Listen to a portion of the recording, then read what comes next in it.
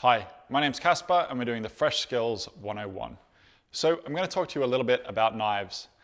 It's commonly asked questions, so we wanted to bring together some skills but also a bit of knowledge that comes from, I guess, the cookery world. My experience comes from 7 years of working in sort of Michelin Star restaurants and really high-end places where often knife skills are really essential for producing a really refined and nuanced product. So that might be a really, really fine dice of a chili, or it might be some really, really thin sort of slices of lemon that you're maybe going to marinate and pickle or something like that, or tomato here for a nice tomato concasse, which also requires a bit of knife skills, as well as some of the other skills I've already gone through with you in the Fresh Skills 101 series. So I want to run through knives, what you want to go shopping for, what you should have as a couple of staples, and just a couple of things to watch out for when it comes to general use of knives at home. So let me just go through a couple of bits and bobs in terms of questions that I've had in regards to this series. First thing is, should you be spending a lot of money on your knives? The honest answer is no. I've worked with chefs who are probably rated some of the best chefs in the world, and I've seen them work with a very staple set of knives, usually Victorinox, which is what I'm using and I'll always use in our test videos, because it's a knife that hopefully you can see and maybe go and purchase yourselves as well, because it is definitely something I recommend in terms of a value for money knife and something that you can do a lot with. So no, you don't need to spend a lot of money on knives. Can you spend a lot of money on knives? Yes. Expensive knives get broken down into two core categories: European style knives and Japanese style knives. And the key difference to really look for between a European style knife or a Japanese style knife is usually just the handle. Start there. This is a European style handle. A Japanese style handle will be kind of just flat all the way through and won't have those grooves for the grip. What's really common now is a Japanese blade and then a European style handle for comfort and ensuring that you don't slip down the blade. In terms of a Japanese blade, what do I mean by that as a difference? There's really one pivotal point of difference. Japanese blade will typically start in terms of its sharpness right from the back of the blade and then go all the way down as an almost even keel right down to the point of the actual sort of sharpness steel of the blade. With a European style one, you'll typically have a slightly thicker back here, and then that will go right through, and then all of a sudden the edge will appear. And that key difference makes it a lot harder to sharpen the knife. So if you're sharpening on a stone with a European style knife, your angle can be a little bit further up versus a Japanese style one, which might be a little flatter across and can make it a little harder to get to that final cut. Both of them will end up being pretty much indistinguishable if you sharpen it properly in terms of actual sharpness.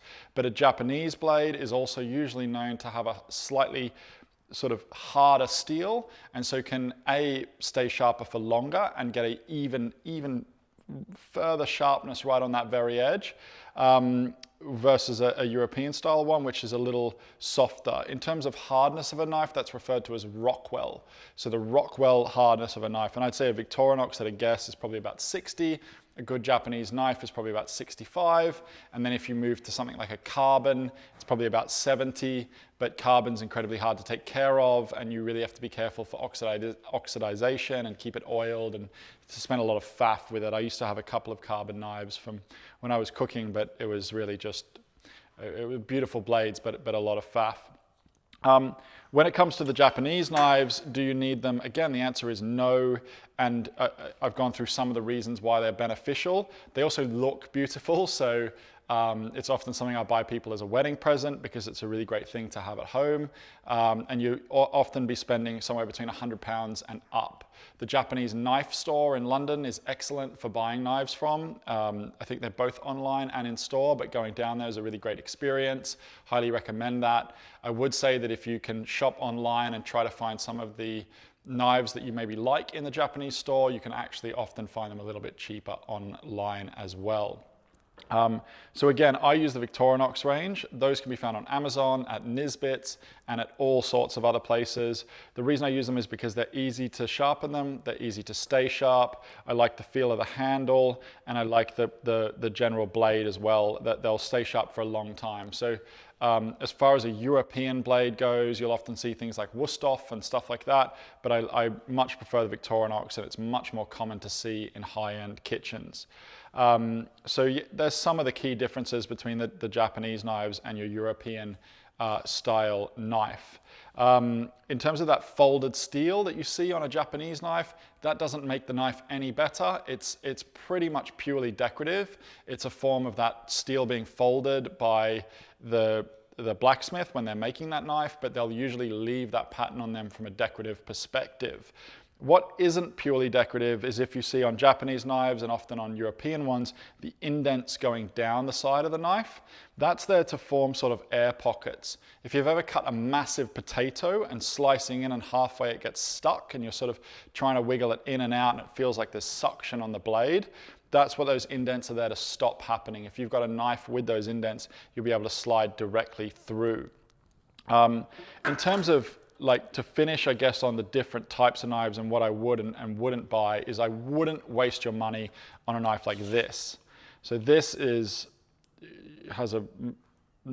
called Prestige. This is not a prestigious knife. This is a supermarket brand kind of knife that you might find. And what you can see there is that really kind of nasty sort of mini serrated blade. And you've probably seen these a lot. Maybe you've even got one. The reason for that blade, that sort of sharpness that they've put on there is because it does catch nicely, it catches aggressively when you're looking to slice things, and it will stay sharp for a very, very long time. But you'll get awful patterns, you'll get awful breakdown of if you try to slice herbs or anything like that with that. It's almost like a really aggressive fine tooth knife. It's not something that I'd all recommend. It's a very, very cheap, sort of nasty steel and cheap nasty plastic at the back, but any knife you see with that mini serrated edge on it is just not something I'd bother wasting any money off. Slight uplift moving to a Victorinox knife, and you can order it conveniently online, like I said, and you'll be much better off. If this cuts you as well, is not going to be pretty. This will really kind of hack in and grip onto your skin if you get cut by that. Really not worth the money when it comes to that kind of knife, and I'd avoid at all costs. In terms of knife safety and which knives are the safest and which knives aren't the safest, you want your knife to be as sharp as possible for it to be a safe knife. Not just because it might cut you cleanly, but more important than anything, if you're cutting something that might be quite tough, like let's say a pumpkin or a butternut squash, if you've got a sharp knife, it's going to move in the way you want it to. If you don't have a sharp knife, it can very often clip out of the way, it can hit something hard, angle off, bounce off, and cut straight into you. Sharp knives are much safer than non-sharp knives. How do we sharpen knives? So you can use a stone, starting off with a rough one, find the angle, go back the other way, move to a smoother stone, and do it again.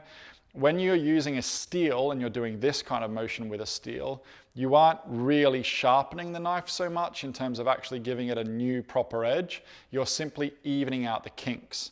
Every time you bang that knife on something or tap it on something, you're creating tiny little indents. And if your knife's got a decent sort of blade on it, I can see them in these right here. There's one here, there's one here. They're very, very easy to see, and a steel will help to even out some of those little kinks and give you a light relief. I would say a steel is really like a Band-Aid solution to getting your knife sharp. You can only top up that Band-Aid so much before you need to take it down to a stone. Again, the Japanese knife company in London will sharpen your knives for you, and that's well worth doing, I would say, every kind of 6 months, depending on how much you're using them and how aggressively you're using them. In terms of the different knives and what they're for, I wouldn't bother buying more than 3. I've got a big one here because I like it for big vegetables, big, butternut squash, potatoes, and things like that. But you're probably going to be okay with these other 2 as well. In terms of a bread knife, you've got your standard bread knife, which this isn't a standard bread knife. This is what they call a Victorinox pastry knife, and it's arguably the most common knife in Michelin Star kitchens that I've ever seen. This knife can do it all. I've seen guys in 2 Michelin Star restaurants fillet salmon with these and skin salmon with these. I've seen people chop chives with these. I've seen people literally use this knife for absolutely everything. And it's called a Victorinox pastry knife. The key point of difference is the heel down here comes right down and gives you a lovely long edge that you've got a little bit of room here for your hand and knuckles off the bottom of the surface for you to be able to cut and slice right through or right through like this. A bread knife is simply going to have that flat blade, and so you wouldn't really be able to fit your knuckles through it. A bread knife means you're really just using the serrated knife to go through something, but this will act doubly as a bread knife. So if you're going to buy one, just buy this knife. Second is what they call a gyoto in Japan, which is traditionally somewhere between 19, 21 centimeters, most commonly about 21 centimeters. This would be a 19 centimeter blade. And this is your chef's knife or gyoto. And this is a Victorinox one, plastic handle I like, easy for hygiene, easy to clean, you can bash it about. Again, stays really sharp if you take care of it. I'm only having the smaller one because I like the difference in point that I've got from this. This is the 19 one. I think the 21 centimeter one is your most common staple knife and would be the second option I'd be purchasing, if not the first, if you've already got a bread knife for something serrated. But those are both absolutely wonderful knives and I'd highly recommend it. And finally is just a little paring knife. This is excellent for maybe taking the core out of a tomato, heel down, and you want to come straight in. You get lots of accuracy, lots of dexterity to take things out like that. In terms of knives and their uses, so do's and don'ts, we've talked about bread knife and this knife being able to be used for everything. What I would be careful with, and it really depends how professional you want to get in your kitchen, but when I was cooking full-time in a kitchen, I had two different chef knives, one that I reserved just for herbs, and one that I would be using as a practical do-all knife that was out on my bench at all times. There's also things like fish knives, guys, and bendy blades and carving knives, which are a lot longer to give you a lot of length as you're moving through the meat so that you can really slide backwards and forwards and take advantage of the fact that it is a knife. I'm not going to go into those. Those are kind of unnecessary for any cook-at-home use, in my opinion.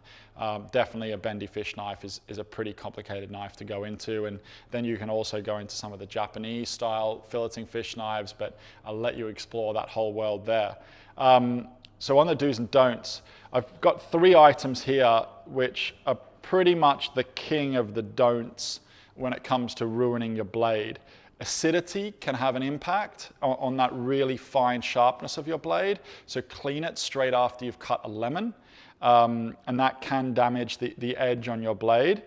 Skins of things like peppers, chilies, tomatoes can have a really surprising impact on the edge of your knife. So that's where this type of blade comes incredibly handy. You can use this to be cutting chilies. It's going to be really smooth, really sleek.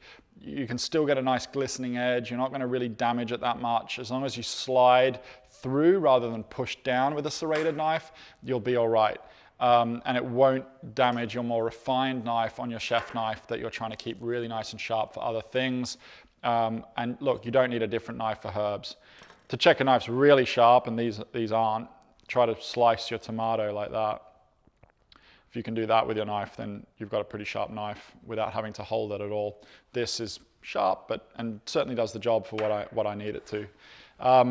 But if you really want to test out your knife when you get it home from your Japanese knife store, see if you can take the top off a tomato without actually holding onto the tomato.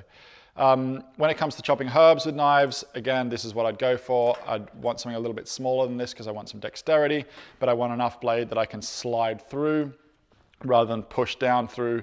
And that's again why I've always kept a separate knife for herbs so that I can really respect those finer, more refined bits of produce rather than my knife, which might be my veg hacker. So that's really a summary of the 2 different core types of knives, your fancy Japanese ones and then your more traditional European ones. Both have their uses. Personal opinion for what you need to buy at home is Victorinox knives with either a wooden or a plastic handle. Be a little bit careful with wood. You need to treat it and clean it a little bit more because it can get bacteria into a wooden handle a little more than a plastic can, but super durable. I'd start with a chef knife and a Victorinox pastry knife. This is your go-to for just about everything. Couple of ingredients to watch there in terms of keeping the upkeep on your knives.